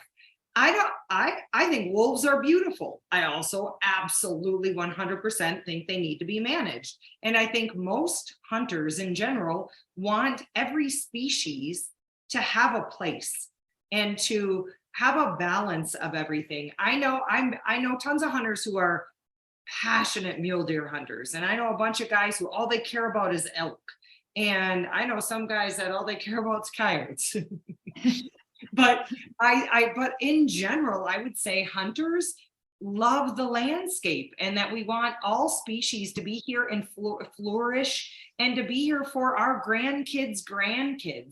And like, we're the ones we're the majority of the walk the walk, talk the talk, and putting our dollars in action to save the species and the habitat and the critical access that we need. A lot of that comes from hunters' dollars. And that is a message that is just so not understood, or not even on non-hunters' radars. But I think it's important that we all have those kinds of conversations, whether it's at the Christmas dinner table with family and friends. I've got tons of family that are not hunters. I've got lots of girlfriends from the Midwest that they're not hunters. And when we do talk, we can have great conversations. And I've had them say to me, I cannot believe you killed a mountain lion this year, or whatever. And I've had to have that dialogue with them. But I think it's really important that we do. But back to what Renee was saying, I don't have the answer either, but I do think it's those kind of just mind-blowing comments like, well, let the caribou die off, or who cares about wild sheep? Those comments don't come from the hunters. I feel like we are out there on the landscape, and we are out there appreciating every, site we get to see. And we're out there trying to protect it and make sure there is balance. I really think it's about the balance. I was having a conversation the other day with a buddy of mine about some legislators, and they're real fired up about getting the deer herd back, they call it. And, if we do this, we're going to get there. And if we do that, we're going to get there. I don't think there is a there. I think that what we're talking about, predator management, wildlife management on any scale, it's a dogfight every day for the rest of our lives. Because you can't just, like Jack said, things change. Where there used to be thousands of deer, now there's thousands of elk. Things change. And we have to be in the fight. We have to be pushing good science-based management every day for the rest of our lives, so that our kids can have a taste of what we have when we go out on the mountains. I just don't, I don't think we can, ever afford to give in. And I think it was Renee, when we were kind of emailing around getting ready for this meeting, talked about the let Mother Nature take over, do her thing crowd. Mother Nature is beautiful, but Mother Nature is a mean person. Or, hunting is hands down the most humane part of the food chain. We've talked a lot about bears, and Jack mentioned, watching the bears tackle the moose calves or the elk calves, or watching a wolf or a coyote take a doe down and eat her uterus out, pull the fawn out of her. I mean, those are rough things. Those are hard things, but that's Mother Nature's management. And Mother Nature doesn't, ebb and flow as much as we would like to see. Mother Nature is a lot more. If we weren't involved, Mother Nature is boom and bust. Kyle mentioned, let the caribou die. People say, just let the caribou die.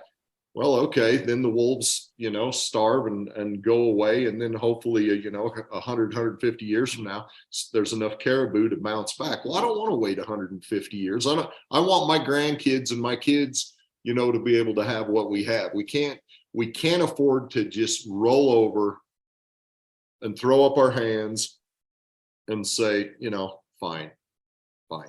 Let Mother Nature run it. I'm out. It's frustrating. It's hard. It's aggravating. It's expensive. All of us have donated, I'd like to have $1 for every hour that this panel of people have donated to wildlife management in one way or another. But we have to. If we're going to have anything, and I mean hunting opportunity and wildlife to go along with it, we have to be in the fight. We absolutely have to be in the fight. And is there a silver bullet to win the argument with those that don't see things the way we do? No, I really don't think there is. I think we get up every day, we pull our boots on, we do the best we can as being ambassadors for hunting, for conservation. We do the best we can when it comes to elected officials telling our story, being good representatives, and that's all we can do. Now that's a lot, but I mean, that's what we have to do. We have to do it. There is no destination. If we felt like we were there today, we'd have to do it again tomorrow. And then we'd have to do it again next year because we go through a bunch of seasons and things change. So it's daunting, but it's a must. It's a must that we continue to have these conversations and, take this cause forward in any way we can. Can I add just a little bit to that? I think it's so important that hunters stick together. And like Renee mentioned earlier, how one hunter thinks, well, if they take that away, that's okay. It's not my kind of hunting. I really truly believe, like Renee, that once they get one, they're just going to keep coming and keep coming. So I just feel like hunters have to stick together. And that goes for, my heart's really in this too, because of Africa, because there's so many hunters who don't care about Africa. They don't understand because they're not going to eat the meat. They don't understand that concept. And it's just like non-hunters, some of them don't understand all the complexities of Africa and why hunting is so important. But so that worries me for most, because I think Africa is probably the first on the chopping block, one of the first, that and predators. Predators are the other one. But I just feel like hunters really have to stand up for each other, and in a nice way when they hear something bad being, that's what I always say when I'm in a podcast or something. When they read my book, I want people to fight for Africa. And I don't want fist fights. I mean, when you hear something being said that's wrong, just in a nice, gentle way, say, counter it and tell them the truth and just spread the stories. And that's what we need to do with all kinds of hunting, I believe. Yeah. Education That's is such a our great most point. powerful tool, I believe. Education is our most powerful weapon that we have in all this that we've talked. Yeah, there's nothing better than an informed and engaged sportsman, right? Yeah. Yep. Sue, I think it might have been you when you did your Talk is Sheep podcast, but I think you said something like hunting conserves habitat in its natural state. And I just was reminded of that, John, when you were talking about how hunting is the most natural way to contribute to the management of any species, predator or otherwise, right? And I really like that. Hunting conserves habitat in its natural state, because it does. And I think, that's part of how we can frame our message. That's what I always try to tell people. Like, I live on the edge of the canyon, and the prairie has wheat fields. I try to say, okay, if this land was worth something, if you have all this land, it has to pay the bills somehow. So you're either maybe you'll hunt a couple mule deer on it and you can earn money from that, or you're going to turn it into wheat fields and plow everything under, and there goes the habitat. So I try to put it in that context that, and hunting does keep land in its natural state, like you said.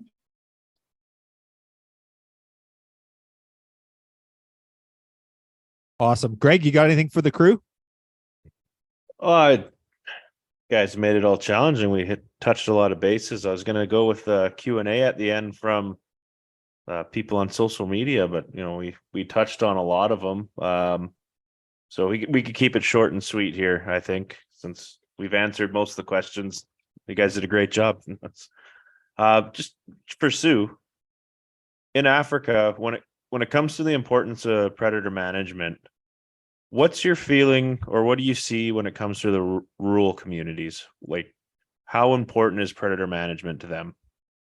It's critical. It's critical. I mean, a few years ago, four brothers were going after their cattle, and 3 of them were killed by a pride of lions. And the one brother had got to the tree. He had to watch his 3 brothers not just be killed, but eaten by lions. So this is something that the rural people deal with on a day-to-day basis. it is not just lions, it's elephants. Elephants can take out a villager's entire crops in a night, and then they have nothing to feed their family for the rest of the year. So you have to, and the thing with hunting over there is it disperses the money so far and wide. A lot of people like to make that argument that photo tourism is the way to go, but those places are already used up. Hunters make landscape that's less valuable tourist, it doesn't have the pretty sites, it doesn't have large populations of animals, it has tsetse flies. It makes all that nasty habitat good and valuable to hunters, because hunters, they're gluttons for punishment. You guys will do anything to hunt, and it doesn't matter what misery you go through. So but not every ecotourist wants to do that. So that's what I say, it is just critical. And then so hunting brings money into all those rural communities and spreads the money far and wide into the small, instead of it all being condensed around those national parks and stuff. So that's one reason is so important. And then again, it comes back to habitat. You have to, if not, they're going to turn it into cattle pastures. They're a cattle society over there. And so if that land isn't valuable by selling a few animals off of it, then they're going to turn it into cattle or cornfields. Yeah, good point. The next question was directed towards outfitting, so we'll give this one to Jack. From your view as an outfitter in the past, and you've made a living off of ungulate populations, have you played a role in your hunting territories for predator management to see those populations thrive? Have you noticed a difference? I would say, it depends on the region. I mean, as I said earlier, if you have abundant ungulate populations, you're going to have abundant predators. I mean, they're going to react to the bounty and quickly. I mean, predators respond just like any other species out there. They'll take advantage of a good situation. If you're in Africa, I mean, my job as a hunting consultant, I mean, I got many times people would show up from Africa, and they were a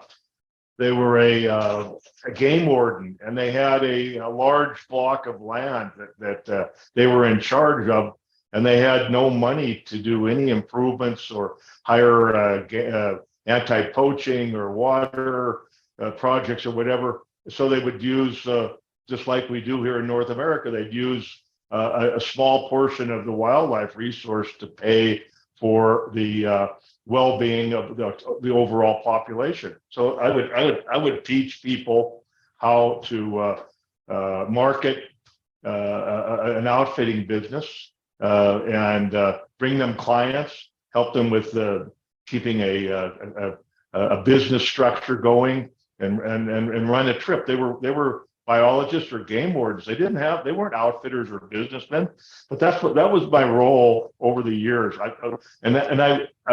I'd be approached by people from Canada over the years as your guiding systems were developed, guiding territories. I mean, it was only in the 60s a lot of these areas were developed. It was around 1970, Northwest Territories. That's when the guiding territories came along. And there were people that ended up with these areas, and they didn't know how to manage it as a businessman.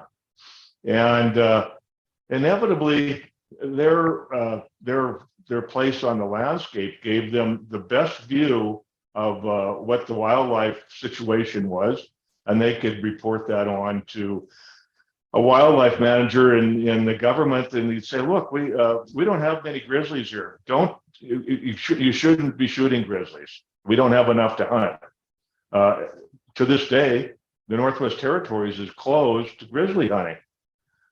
Because for whatever reasons, grizzlies haven't thrived there. They could probably take some, but that's the way it was. The Yukon, it was one bear in a lifetime. Well, as bears evolved over the present landscape in the Yukon, outfitters that were supported by hunters basically said, "Look, we can take more of these bears. They're starting to beat up on the moose." So, there's no question that predators From an outfitting standpoint, an outfitter is part of an outfitter is going to have business advantages to having the full spectrum of wildlife, doing well, and being able to offer an opportunity for whatever someone might want to hunt or see and so forth. And I don't see any outfitters want to beat up on just black bears or grizzlies. They want to perpetuate that balance in the population. They might know that they have to react to bad winters, take less sheep hunters. They have to, if there's too many bears, they might say, well, we feel like we need to take a few more. And so, and that's just kind of human logic. And so I've seen it over and over with people. I mean, they become really good shepherds of their land, and they understand the local conservation needs better than anyone. So, that's my viewpoint on it. I mean, I'd always go to the local outfitter, and if he's been there for years, he's going to have the best knowledge of needs or threats and so forth, and they should always be part of the dialogue. So that's my 2 bits on it. Excellent, thank you. The next one was directed to government, so I'm going to pass this one off to Jana, since her Montana Commission time. It's a fairly loaded question, but easy, I would say. Okay. And you might not want to answer honestly. No. I'll do my best. We've toned down the original question. Did you find most individuals in the government were open to discussion? Was it fairly split, or do we even have a fighting chance when dealing with government and predator management? I honestly had a great experience, and I really feel like that's a really broad question to say if government has open ears. I hate politics, to tell you the truth. I really do. I feel John is way more informed on the politics side of things, but in terms of my commission in Montana, I honestly, to be completely honest, felt like everyone involved on all sides of the issue, and I loved all the commissioners, and there were definitely commissioners who were on both sides of the political spectrum. And as people, as human beings, as what I would call friends, I really felt like all of them were at the table with open ears. And I felt like our legislators, who often reached out to me, had great advice as well as open ears. I felt like, to be completely honest, I feel like,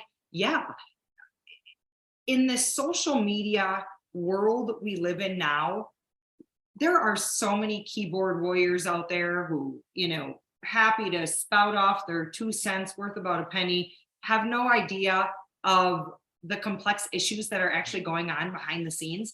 But when you sit down with someone and have a conversation, and you can look them in the eye and have a face-to-face dialogue with them, I really do feel the majority of people want to have good, honest, open communication. And I felt like, I did witness that.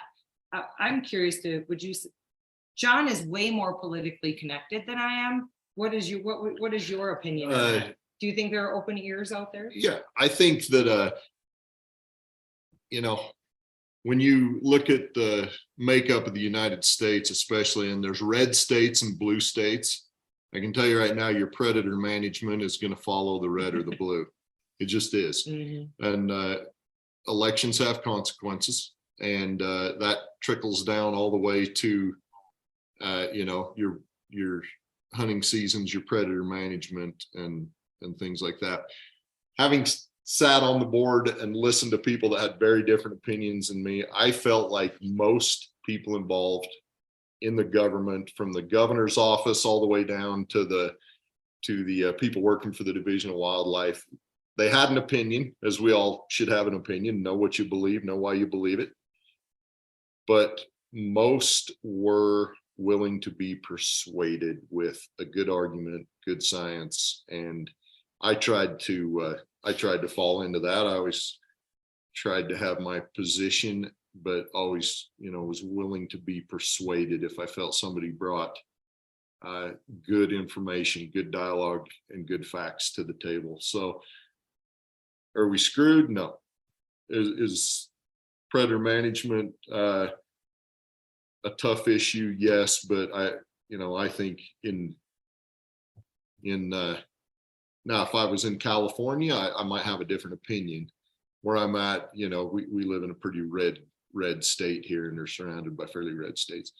But like you said, it is. We have to be in the fight anyway. Yeah, it is. No, it's very open. We're not screwed. We're very much in the conversation and very much in the fight.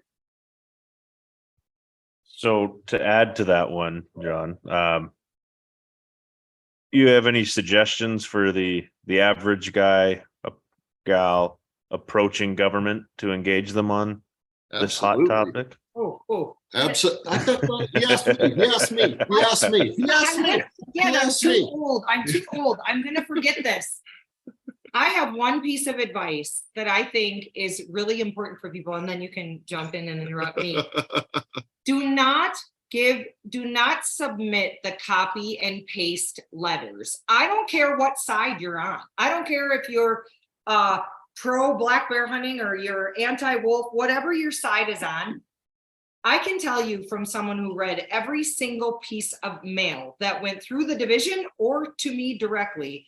When it's a copy and paste, delete. I don't care. I don't care that 2,000 anti-hunters, wolf lovers emailed me the exact same email. I don't care.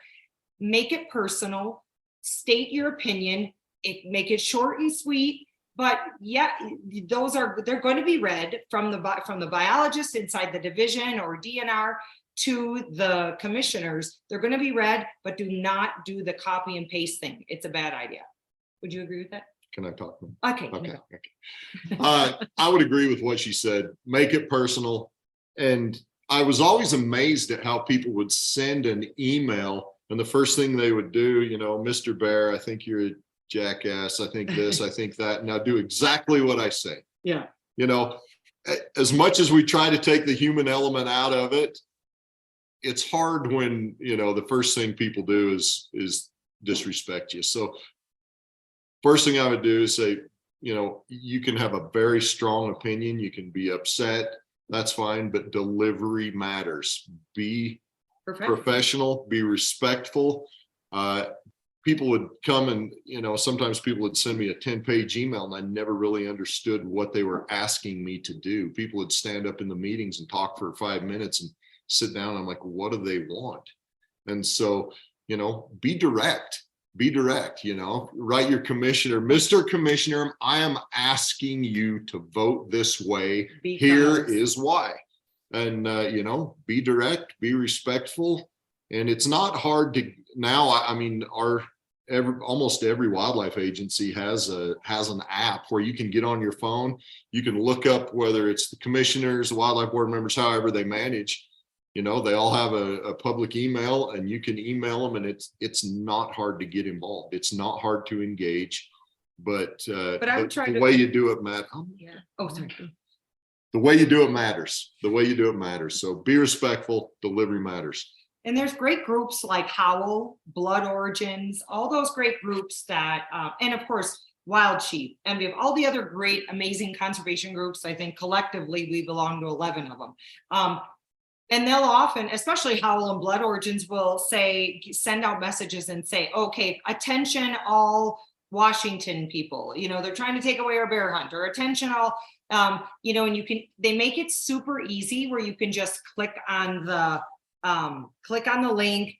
There's the letter. You click on another link and it sends the same letter off. Most of the time, I would highly recommend, it says who the letter is going to, write your own. Just copy and paste that email, write your own, make it a short, sweet paragraph. The copy and paste messages get ignored after just a couple of them. And yeah, they may take, we got 700 of those, but they don't mean half as much as if you just take the effort to be personal and polite. They turn into white noise. Yeah. So.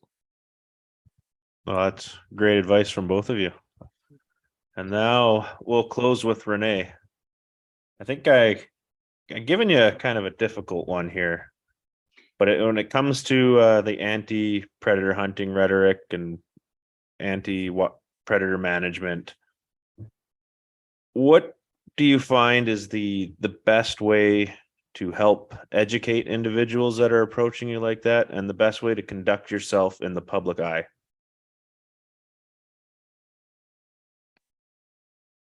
Well, I'll qualify my answer by saying I'm certainly not perfect, and I've definitely fumbled in the past, but always I try to have my wits about me when I'm in a public venue as much as possible, right? And I enjoy people who take the opportunity to ask in a polite way, at least, or a respectful way, why I might have a certain position or why I might hunt that species, or I enjoy the engagement. And so where I really start on predator hunting and predator management, if I'm asked in a nice way, is just having that conversation about, I kind of start it really simply, to be honest with you. I'll ask them if they like to spend time in nature, and do they go out, and do they like seeing wildlife when they go out, and I'll start dialoguing just about their personal connection to nature. It helps me to understand if they even are out there, and what do they value when they are, if they are. Because I'm a Canadian, I've lived in the States now since 2019, but I grew up in Alberta, and we had, beautiful national parks there. And that was an easy one. People go to the national parks and they want to see all sorts of wildlife everywhere. So that's kind of where I started usually. And then I find I'm really able to personalize it that way and normalize it, and just talk to them about how I love that too. And that predator management is important to ensure that we can see the elk, the deer, the bighorn sheep, the whatever it is that they told me that they love to see. And I just really find that is a good way to ease into it with a semi-receptive audience anyway. It really helps too, I think, Greg, that I'm able to talk about my personal journey too, and normalize it that way, that, what my motivations were, how surprising it was to hunt a predator as my first hunt, why I was okay with it, the lessons I had learned before that hunt, the personal journey I took to ask questions and research and figure that out. Talking about the fact that we actually eat the meat from predators is surprising to most people who don't hunt, and they're intrigued. And I just find nice ways to sort of talk about, I hit on those little, it's not like I talk for an hour. I just hit on them in brief and tangible ways, succinct ways that are approachable and relatable to most people. But at the end of the day, keeping my cool really, I think, is almost always the reason why I even get anywhere, because I just won't rise to it as a rule. Like I said, I haven't been perfect, but I show them respect, and it seems to be reciprocated. That's a great message. Thank you. Wow, it's 2 hours enough, or we keep going? We got more to cover. We've kind of knocked this thing on the head tonight, and great perspectives, and really cool to hear the different backgrounds and different people's views on things. And I really appreciate all the time you guys have taken tonight, and the wealth of experience and knowledge and commitment to conservation that's been put forth by this group. You start adding up the hours, right? Like on what each and every one of you has put in. Here we are, we spent 2 hours, and there's 7 of us, 14 hours of our time went to conservation tonight in a different way, but we're still doing it. So, thanks to each and every one of you. Is there a call to action? What can we drive home for people about predator management? What's the message we want people to be left with? Who's going to volunteer that last bit? I will. All right, let's do it, Jana. I would just say, to get the piece of advice I would say is get involved. If you're a hunter, I'm going back now to, I believe, was it Sue or Renee, who said, their advice was, if you're going to be into hunting, you need to support all kinds of hunting. And I'm going to go back to that. And I completely agree with that, as long as it's, legal, ethical hunting.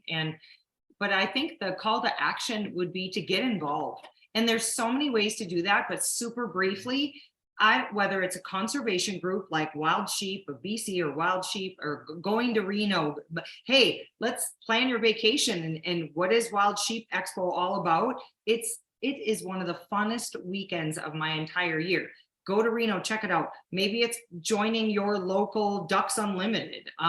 Maybe it's going to the SFW picnic. Whatever, maybe it's buying MDF tickets to their ultimate giveaway. They're $10 a piece, whatever it is. Shameless plug. Shameless plug. It's $10 and it goes all towards their mission of protecting mule deer, blacktail habitat. Get involved. I think there's so many simple ways to do it. Get involved. Join your local or your state's DWR or DNR or Fish, Wildlife and Parks. Sign up for their email list. At least then you're notified of what's going on. And a lot of times legislatively notified of what's going on. So join Howl, join Blood Origins. It's really simple to get involved, especially nowadays with social media. Join those pages to see what the fight is all about and get in the fight. That's what I would say. Sage advice. That's awesome. Jack, Renee, Sue, Jana, John, and of course, Mr. Rensbag. Thank you guys all so much for everything. It's been a blast, and let's do it again. Maybe next week. Right on. Anytime. Thanks for having me. Thank you so much. Thank you.